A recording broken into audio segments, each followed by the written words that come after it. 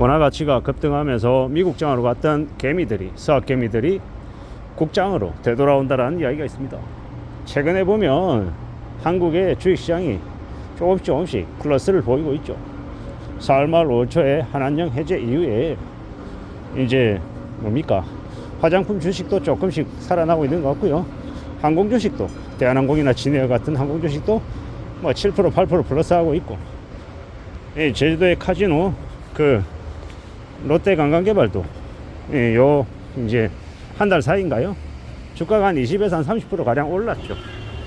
그런 이제 분위기들이 계속 이렇게 보여지는 걸로 봐서는 한국 국장이 이제 꽤나 괜찮아질 걸로 보여집니다. 이런 분위기가 되면 이제 많은 개미들이 한국 주식시장에 관심을 가지고 들여다보고 하다 보면 이로 인한 이제 호재가 계속해서 이제 새 정부 분위기까지 이어지고 2026년 상반기쯤 이제 상법 개정도 시행이 되지 않을까라고 조심스레 짐작해 봅니다. 상법 개정되면 어떻게 되겠습니까?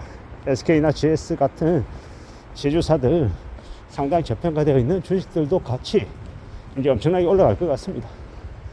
그리고 이제 최근에 이제 저유가 분위기도 되게 많은데, 저유가, 저달러의 이 호재로 뭐가 뜨겠습니까? 한국전력이나 대한항공 같은 이 주식들도 되게 플러스를 많이 보일 거라고 한답니다. 저는 이제 그런 기대를 가지고 있는 거죠. 2025년 5월 지금부터 앞으로 한 몇 년간은 주식시장에 꽤나 좋은 분위기가 많이 불 거다라고 예상합니다. 그런 이제 한국 주식시장의 호황이 이제 앞으로 한국의 경제를 어떻게 이제 나아가게 할지에 대한 아주 중요한 전환점이다라고 생각하기도 하고, 이제 우리 같은 저 같은 개개인들에게도 나름의 아주 큰 기회가 될 거라고 조심스레 생각해 봅니다. 지금은 철저히 현금성 자산을 늘려야 될 시기다. 현금성 자산을 늘리는 데 있어서 저는 이제 고배당 우량주, 괜찮은 이제 쉽게 휘둘리지 않는 그런 우량주 위주로, 이제 대장주 위주로 가져가고, 또 고이자를 주는 채권도 가져가면 꽤나 유용할 거라고 보는 겁니다.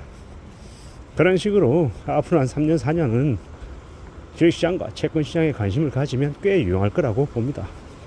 예를 들어서 7% 주는 신종자본증권, 고이자를 주는 채권을 사놓으면요, 지금은 뭐 6% 7% 그렇게 높은 거 아니네 이렇게 생각할 수 있지만, 한국도 일본처럼 이제 저금리 시대가 향후 5년에서 한 10년 사이에 올 거라고 봅니다.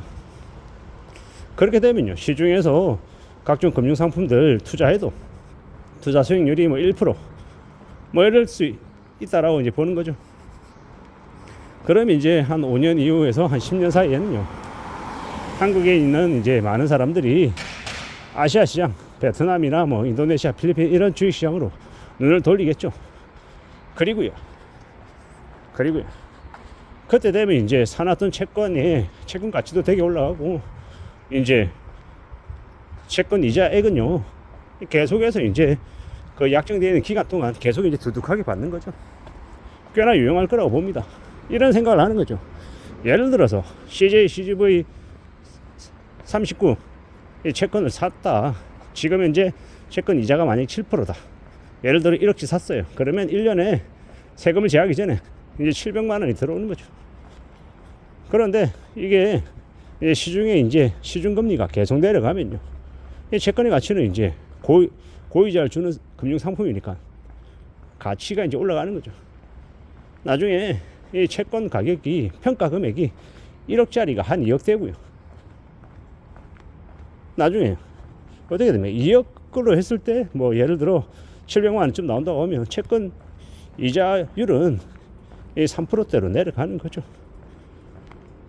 하지만 1억에 샀던 사람들은 계속해서 매년 700만 원씩 받는다라는 겁니다. 이게 이제 채권 투자했을 때 얻을 수 있는 되게 큰 이 효과라고 봐야죠. 그런 것들을 누릴 수 있지 않겠나라고 생각합니다. 고배당을 주는 배당주도 마찬가지고요. KTNG 1억씩 샀는데 매년 배당 금액으로 예를 들어서 580만 원이 들어와요. 세금 제하기 전에.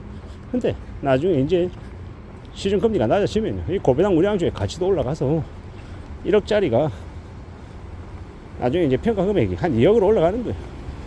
그래도 이제 그때에도 뭐 배당 받는 금액은 580만 원으로 똑같으면 그에 따라서 이제 배당률은요, 평가 금액이 한 2억으로 올라갔기 때문에 배당률은 한 2% 후반대로 내려가는 거죠.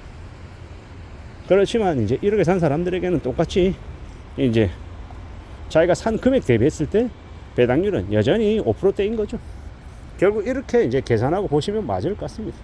앞으로 우리가 살아가는 시대에 우리가 이제 살펴보는 여러 가지 금융 상품들을 철저히 좀 늘려서 금융 자산을 늘릴 이제 아주 절호의 기회가 앞으로다라고 보는 겁니다. 25년, 6년, 7년, 8년까지 9년까지 볼 수 있을지 뭐 이런 것들은 좀 봐야 될 것 같은데, 대략 2025, 6, 7은 아마 금융 자산을 되게 크게 늘릴 수 있는 아주 유용한 시기일 거다라고 예상하는 겁니다. 이 시기 때 현금성 자산을 많이 늘려서 자산을 좀 왕창 늘려놓으면 우리의 노후 생활이든 아니면 아주 값싸게 이 자산을 취득하는 기회든 뭐가 되었건 간에 가질 수 있지 않을까라고 생각해 봅니다. 이러한 것들을 잘 활용할 수 있는 저나 여러분들이 되기를 진심으로 바라죠. 그러려면 지금 우리의 모두가 어때야 되겠습니까? 건면성실하고 착실하게 살고 또 열심히 지내야 된다라는 거, 그게 제일 필요하겠다라고 보는 거죠. 결국은 이제 이런 모습들이, 이런 이야기들이 우리를 이제 좀 더 이제 활기차게 희망차게 살게 해주는 길이 아닌가라고 생각합니다. 근데 이제 우리 주변은 생각보다 이제 힘겹게 어렵게 지내는 사람들이 많습니다. 계속 늘어나고 있죠. 지쳐서 이제 더 이상 못 버티겠다, 좀 쉬어야겠다 이런 생각하는 사람들도 있고, 또 이미 쉬고 있는 기간이 점점 더 길어져서 어떻게든 자리매김하고 어떻게든 새로운 일자리를 구해야 될 텐데 여의치 않다라고 생각하고 고심하고 있는 사람들도 있고요. 여러 종류의 사람들이 지금 있는 것 같습니다. 누가 뭐라 해도 다 과거에 잘 나갈 때는 천년만년 임원하고 되게 어깨 힘주고 다닐 것 같지만 상황이 순식간에 바뀌더라는 겁니다. 그런 거 볼 때 좋았던 것들이 나빠지고 나빠졌던 것들이 좋아진다라는, 이렇게 변한다라는 건 피할 수 없는 사실인 것 같습니다. 그래서 전화위복이라고 했죠. 화가 바뀌어서 복이 된다라고 했던 이야기 또 이제 하고 싶은 겁니다. 우리가 살아가면서 겪는 어려움이나 고충들이 언제까지나 고충이나 어려움으로 계속 머물러 있지는 않을 것이다. 힘들었던 것이 어쩌면 약이 되어서 우리에게 이득이 되어서 우리를 좀 더 단단하게 만들어 줄 수도 있다.